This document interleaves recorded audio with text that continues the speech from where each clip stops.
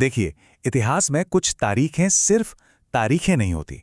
वो ऐसे मोड़ होते हैं जहां भारत की पूरी किस्मत, उसका भूगोल और उसका इतिहास सब कुछ फिर से लिखा गया था।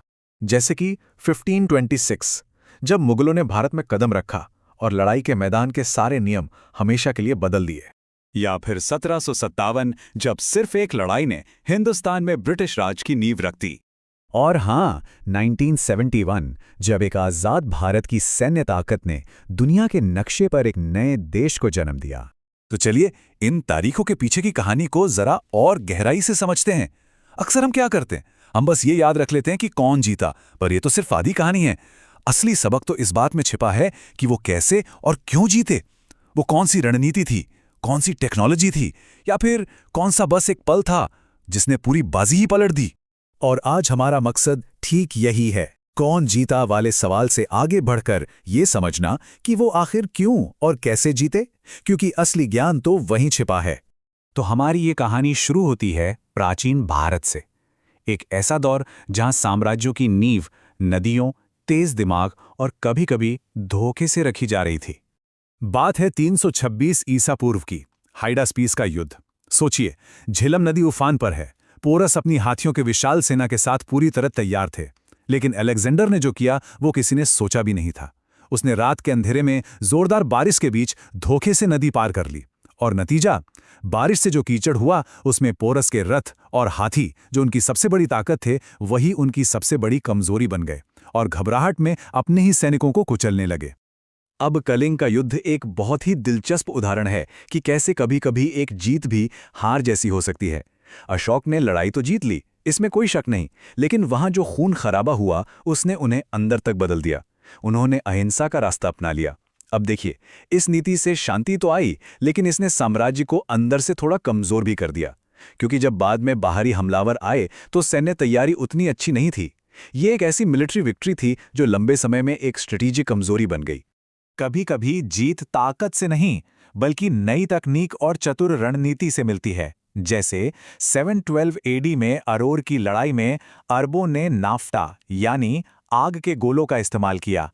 इन आग के गोलों ने राजा दाहिर के हाथियों में ऐसी भगदड़ मचाई कि सब कुछ तहस नहस हो गया। वहीं 1192 में तराइन की दूसरी लड़ाई में मोहम्मद गोरी ने फेन रिट्रीट की चाल चली, मतलब झूठा नाटक किया कि वो पीछे हट रहे हैं। राजपूत सेना उनका पीछा करते करते बुरी तरह थक गई, और बस तभी गोरी की ताजा टुकड़ी ने थकी हुई सेना पर आखिरी और निर्णायक हमला कर दिया। और अब भारतीय युद्ध नीति में एक बिल्कुल नया अध्याय शुरू होता है, बारूद का आगमन।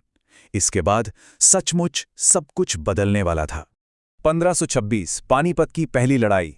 एक तरफ इब्राहिम लोदी की 1 लाख की सेना और दूसरी तरफ बाबर, जिसके पास मुश्किल से 12 से 15 हजार सैनिक थे। बाबर ने गाड़ियों की एक डिफेंसिव दीवार बनाई और फिर अपनी तोपों से ऐसा धमाका किया कि लोदी के हाथियों ने डर के मारे अपनी ही सेना को रौंदना शुरू कर दिया। और आखिर में आई उसकी मास्टर स्ट्रोक चाल, तुलुगमा, यानी दोनों तरफ से घूमकर लोदी की विशाल सेना को घेर लिया और खत्म कर दिया। और बाबर यहीं नहीं रुका। 1527 में खानवा, 1528 में चंदेरी और 1529 में घाघरा। उसने हर साल एक बड़ी लड़ाई जीती। उसकी इस तेज रफ्तार ने दुश्मनों को संभलने का या एकजुट होने का मौका ही नहीं दिया। सच तो यह है कि उसकी रफ्तार ही उसके साम्राज्य की असली नींव थी। बाबर की तकनीक और रफ्तार के बाद कहानी में एक नया मोड़ आता है, क्योंकि देखिए, युद्ध हमेशा मैदान पर हथियारों से ही नहीं जीते जाते। कभी कभी भूगोल, धोखा और किस्मत भी सबसे बड़ा रोल निभा जाते हैं। जैसे 1539 में चौसा का युद्ध। शेरशाह सूरी ने बड़ी चालाकी से हुमायूं को एक नीची जमीन पर कैंप लगाने पर मजबूर कर दिया, और फिर वो बस इंतजार करने लगा। जैसे ही मानसून आया, हुमायूं के पूरे कैंप में पानी भर गया, उसका सारा बारूद गीला हो गया और उसकी सबसे बड़ी ताकत बेकार हो गई। यहां हथियार ने नहीं, भूगोल ने उसे हराया। और कभी कभी तो बस किस्मत। 1556 पानीपत की दूसरी लड़ाई। हेमू लगभग जीत चुका था, मुगल सेना तो बस भागने ही वाली थी, और तभी कहीं से एक अंधा तीर आया और सीधा हेमू की आंख में जा लगा। बस उसके गिरते ही जो लड़ाई जीती जा चुकी थी वो एक पल में हार में बदल गई। साम्राज्य कई वजहों से गिरते हैं, 1565 में तालीकोटा में शक्तिशाली विजयनगर साम्राज्य किसी बड़ी सैन्य ताकत से नहीं बल्कि अपने ही 2 कमांडरों के आखिरी वक्त पर दिए धोखे से हारा। और इसके ठीक उलट 1671 में सरायघाट में लचित बोरफुकन ने भूगोल का इतना शानदार इस्तेमाल किया कि विशाल मुगल बेड़े को ब्रह्मपुत्र नदी के एक संकरे से रास्ते में फंसा के हरा दिया। अब हम युद्ध के उस दौर में आ रहे हैं जहां अनुशासन और मिलिट्री इंजीनियरिंग ने सब कुछ बदल कर रख दिया। ये था यूरोपीय शक्तियों के उदय का समय। 1739 करनाल का युद्ध। नादिर शाह ने जुम्बुराक का इस्तेमाल किया, यानी ऊंटों पर रखी हल्की तोपें। इन तेज चलने वाली तोपों ने मुगलों की भारी भरकम और धीमी सेना को पूरी तरह से तबाह कर दिया। और जब नादिर शाह यहां से कोहिनूर हीरा लूट कर ले गया तो ये दुनिया के लिए एक ऐलान था कि मुगल साम्राज्य अब अंदर से खोखला हो चुका है। और इस खोखलेपन का फायदा उठाया अंग्रेजों ने। 1757 में प्लासी की लड़ाई कोई युद्ध था ही नहीं, वो तो एक साजिश थी जो मीर जाफर के साथ मिलकर रिश्वत से जीती गई। लेकिन 1764 में बक्सर की लड़ाई एक असली सैन्य जीत थी। यहां अंग्रेजों का बेहतर अनुशासन, उनकी तेज फायरिंग स्पीड और उनके स्क्वायर फॉर्मेशंस ने यह साबित कर दिया कि वो अब सिर्फ व्यापारी नहीं बल्कि एक नई और खतरनाक सैन्य ताकत हैं। बक्सर के बाद भारत में लगभग 200 सालों की गुलामी का दौर शुरू हुआ। लेकिन भारतीय शौर्य की कहानी यहां खत्म नहीं होती, बल्कि ये एक नए और आधुनिक दौर में प्रवेश करती है।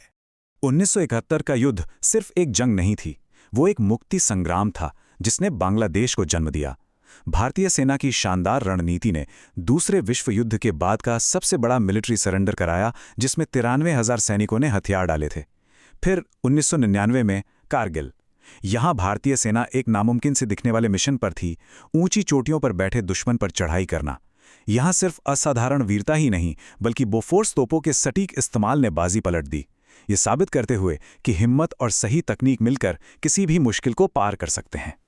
और ये सब हमें एक बहुत ही ज़रूरी सवाल पर लाता है, अगर बक्सर में अंग्रेज इतने ही बेहतर थे तो फिर उन्हें पूरे भारत पर कब्जा करने में इतना ज़्यादा वक्त क्यों लगा? जवाब है टीपू सुल्तान और मराठों जैसे विरोधियों में। उन्होंने खुद को बदला, अपनी तकनीक को मॉडर्न बनाया और ये साबित कर दिया कि अंग्रेज अजेय नहीं है। तो इससे हम सीखते क्या हैं?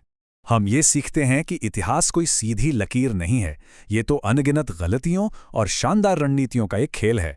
असली कहानी तो तभी समझ आती है जब कोई सिर्फ नतीजों से आगे बढ़कर ये देखे कि जीत या हार के पीछे का क्यों और कैसे क्या था।